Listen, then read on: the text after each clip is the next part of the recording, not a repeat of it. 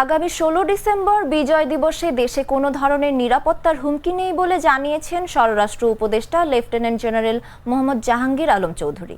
আজ সোমবার সচিবালয়ে মন্ত্রণালয়ের সভাকক্ষে বিজয় দিবস উপলক্ষে নিরাপত্তা বিষয়ক সভা শেষে সাংবাদিকদের এসব কথা বলেন তিনি। উপদেষ্টা বলেন, 16 ডিসেম্বর আমাদের মহান বিজয় দিবস। বিজয় দিবস যেন ভালোভাবে উদযাপন করতে পারি এবং কোনো দুর্ঘটনা না ঘটে, এজন্যই আজকের এই সভা। 16 ডিসেম্বর আইন শৃঙ্খলা পরিস্থিতি নিয়ে কোনো সমস্যা হবে না। 16 ডিসেম্বর যারা স্মৃতিসৌধে শ্রদ্ধা জানাতে যাবেন তাদের সুবিধার্থে রাস্তায় যানজট নিরসনে ট্রাফিক বাহিনী কাজ করবে।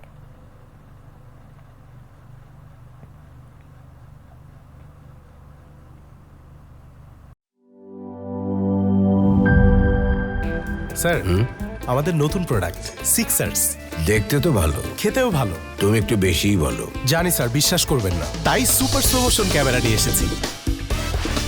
দেখেন স্যার, চকলেট পিনাট ক্যারামেল ও নোগাটের দারুণ কম্বিনেশন এলো সিক্সার্স চকলেট কোটেড বার।